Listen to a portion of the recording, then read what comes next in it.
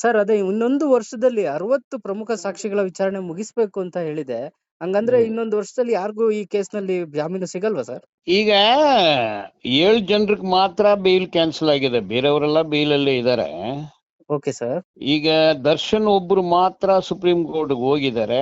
ಅವ್ರಿಗೆ ಹೇಳಿದ್ದಾರೆ ಡಿಲೇ ಇನ್ ಟ್ರಯಲ್, ತಡೆ ಆಗ್ತಾ ಇದೆ, ಡಿಲೇ ಆಗ್ತಾ ಇದೆ, ಅದರಿಂದ ಬೇಲ್ ಕೊಡಿ ಎಂದು ಹೋಗಿದ್ದಾರೆ. Okay sir. ಈಗ 9 ಕ್ಯಾನ್ಸಲ್ ಮಾಡಿ ಟ್ರಯಲ್ 9 ತಿಂಗಳಲ್ಲಿ 10 ವಿಟ್ನೆಸ್ ಕಂಪ್ಲೀಟ್ ಮಾಡಿದ್ದಾರೆ. Okay sir. 1 ವರ್ಷಕ್ಕೆ 10 ವಿಟ್ನೆಸ್ ಅಂದ್ರೆ 233 ಸಾಕ್ಷಿಗಳಿಗೆ ಎಷ್ಟು ವರ್ಷ ಆಗ್ಬೇಕು?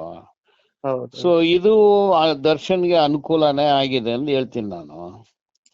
ಈಗ 1 ವರ್ಷದಲ್ಲಿ 60 ಪ್ರಮುಖ ಸಾಕ್ಷಿ ಅಂದ್ರೆ ಇಂಪಾರ್ಟೆಂಟ್ ವಿಟ್ನೆಸಸ್ ಈಗ ಮುಗಿಸ್ಬೇಕಂದ್ರೆ ಅಷ್ಟೊಂದು ಸ್ಪೀಡ್ ಆಗಿ ನಡಿಬೇಕು. ಆಗ್ಲಿಲ್ಲ ಅಂದ್ರೆ ಬೇಲ್ ಅರ್ಜಿ ಆಗ್ಬೋದು ಅಂದಿದೆ.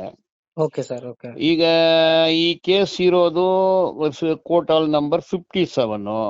Yes sir. ಆ ಕೋರ್ಟ್ ವೇಕೆಂಟ್ ಇದೆ, ಅದರಿಂದ CCH 64 ಅಲ್ಲಿ ಇದೆ. ಸೊ ಸ್ಪೀಡ್ ಅಪ್ ಆಗುತ್ತೆ. ಸ್ಪೀಡ್ ಅಪ್ ಮಾಡ್ಲಿಲ್ಲ ಅಂದ್ರೆ ಸಮ್ಟೈಮ್ಸ್ ಒಂದು ವಿಟ್ನೆಸ್ 3 ಟೈಮ್ ಬರೋದಿಲ್ಲ, ಸಾಕ್ಷಿಗೆ ಸಮನ್ಸ್ ಕೊಡ್ತಾರೆ, ಸಾಕ್ಷಿಗಳು ಕೋರ್ಟ್ಗೆ ಬರೋದಿಲ್ಲ, ಮತ್ತೆ ಒಂದ್ ಡೇಟ್ ಹಿಂಗ್ ಹೋಗುತ್ತೆ, ಡಿಲೇ ಆಗ್ತಾ ಇದೆ. ಸೊ 1 ವರ್ಷ ಆದ್ಮೇಲೆ ಎಲ್ರಿಗೂ ಬೇಲ್ ಸಿಗೋ ಸಾಧ್ಯತೆ ಇದೆ. ಆ 1 ವರ್ಷದಲ್ಲಿ ಮತ್ತೆ ಬೇಲ್ಗೆ ಮೂವ್ ಮಾಡಂಗಿಲ್ಲ. ಅಲ್ಲ, ಇನ್ನೊಂದು ವರ್ಷದ ಒಳಗಡೆ ಆರೋಪಿಗಳು ಯಾರು ಬೇಲ್ಗೆ ಅರ್ಜಿ ಹಾಕೋಂಗೆ ಇಲ್ವಾ ಸರ್? ಇದು ದರ್ಶನ್ ಒಬ್ಬರಿಗೆ ಮಾತ್ರ ಆಗಿದೆ, ಬೇರೆಯವ್ರು ಆಗ್ಬೋದು. ಬೇರೆಯವ್ರು ಹಾಕ್ಬೋದಾ? ಅಲ್ಲ, ಓಕೆ. ಅಂದ್ರೆ ದರ್ಶನ್ ಅವ್ರು ಮಾತ್ರ ಹಾಕೋಂಗಿಲ್ವಾ ಸರ್? ಬೇಲ್ಗೆ ಅರ್ಜಿ ಹಾಕೋಂಗೆ ಇಲ್ವಾ ಒಂದು ವರ್ಷ? ಅದೇ ಅವ್ರು ಮುಗಿಸ್ಕೊಂಡ್ ಬಂದಿದ್ದಾರೆ ಈ ಆದೇಶದ ಪ್ರಕಾರ, ಬೇರೆಯವ್ರು ಹಾಕ್ಬೋದು. ಸರ್. ಓಕೆ. ಇವ್ರು ಸರ್ ನಿಮ್ಮ ಪವಿತ್ರ ಗೌಡ ಅವರು ಸರ್, ಅವ್ರು ಆಗ್ಬೋದು. ಸರ್. ಅಂದ್ರೆ ಸರ್ ಇವತ್ತು ಸುಪ್ರೀಂ ಕೋರ್ಟ್ಗೆ ಹೋಗಿ ಮನವಿ ಸಲ್ಲಿಸಿದ್ದು ದರ್ಶನ್ ಅವ್ರಿಗೆ ಲಾಭನೇ ಆಗ್ಬೋದಾ ಸರ್ ಈ ಕೇಸಲ್ಲಿ? ಅನುಕೂಲನೇ.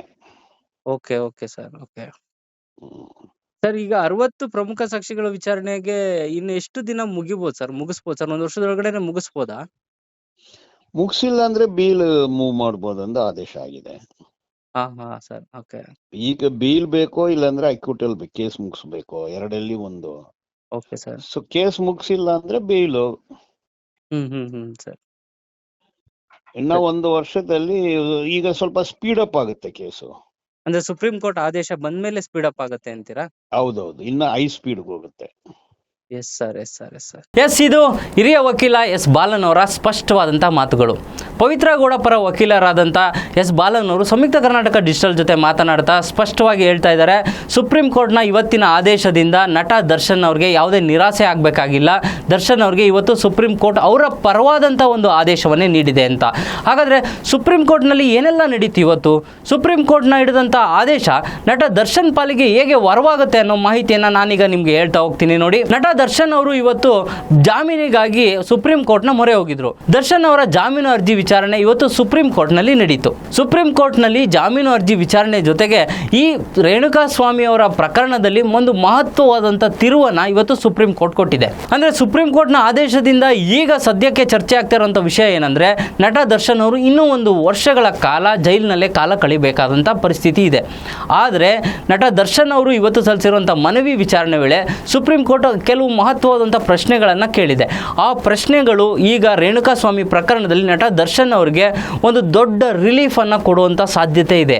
ಸುಪ್ರೀಂ ಕೋರ್ಟ್ನಲ್ಲಿ ನಟ ದರ್ಶನ್ ಅವರ ಜಾಮೀನು ಅರ್ಜಿ ವಿಚಾರಣೆ ವೇಳೆ ಪ್ರಮುಖವಾಗಿ 2 ಪ್ರಮುಖ ಅಂಶಗಳ ಬಗ್ಗೆ ಚರ್ಚೆ ನಡೀತು. ಒಂದು, ಮುಖ್ಯ ಸಾಕ್ಷಿಗಳ ವಿಚಾರಣೆ ಯಾಕೆ ಮುಗಿದಿಲ್ಲ, ಯಾಕೆ ಮುಖ್ಯ ಸಾಕ್ಷಿಗಳ ವಿಚಾರಣೆ ನಡೆದಿಲ್ಲ ಅನ್ನೋ ಒಂದು ಪ್ರಶ್ನೆಯನ್ನು ಸುಪ್ರೀಂ ಕೋರ್ಟ್ನಲ್ಲಿ ಚರ್ಚೆ ಮಾಡಲಾಯಿತು. ಆಗ ಸುಪ್ರೀಂ ಕೋರ್ಟ್ ಜಡ್ಜ್ ಏನು ಪ್ರಶ್ನೆಯನ್ನು ಕೇಳ್ತಾರೆ ಅಂದರೆ, ಈ ರೇಣುಕಾ ಸ್ವಾಮಿ ಪ್ರಕರಣದಲ್ಲಿ ಸಾಕ್ಷಿಗಳು ಅಂತ ಏನಿದ್ದಾರೆ, ಪ್ರಮುಖ ಸಾಕ್ಷಿಗಳು ಅಂದರೆ 60 ಜನ ಸಾಕ್ಷಿಗಳಿದ್ದಾರೆ. ಈ 60 ಜನ ಸಾಕ್ಷಿಗಳನ್ನು ವಿಳಂಬ ಮಾಡ್ತಿರೋದು ಯಾಕೆ ಅನ್ನೋದು ಸುಪ್ರೀಂ ಕೋರ್ಟ್ನಲ್ಲಿ ಇವತ್ತು ಜಡ್ಜ್ ಕೇಳಿರುವಂಥ ಪ್ರಮುಖವಾದಂಥ ಪ್ರಶ್ನೆಯಾಗಿದೆ. ಏನು ಪ್ರಾಸಿಕ್ಯೂಷನ್ 60 ಪ್ರಮುಖ ವಿಚಾರಣೆಗಳನ್ನು ಶೀಘ್ರವೇ ಮುಗಿಸಬೇಕಾಗಿದೆ.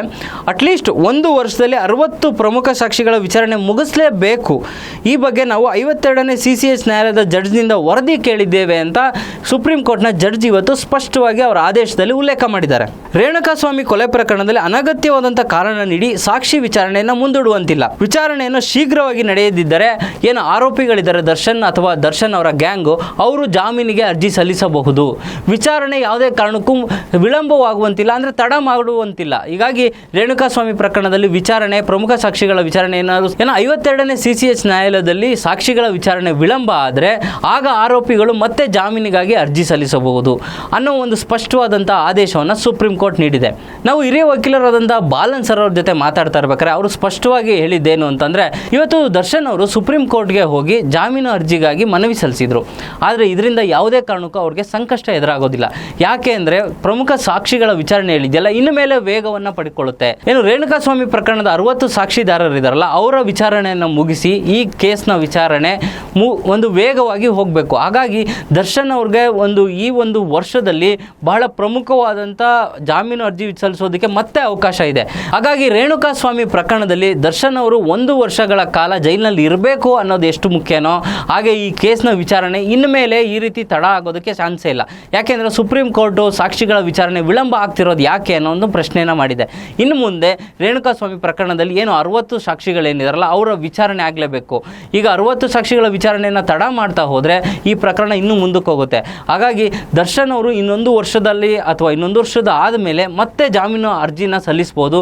ಹೀಗಾಗಿ ದರ್ಶನ್ ಅವರ ಪಾಲಿಗೆ ಇವತ್ತಿನ ಸುಪ್ರೀಂ ಕೋರ್ಟ್ ಆದೇಶ ಬಹಳ ಒಂದು ದೊಡ್ಡ ನಿಟ್ಟುಸಿರು ಬಿಡುವಂತೆ ಮಾಡಿದೆ.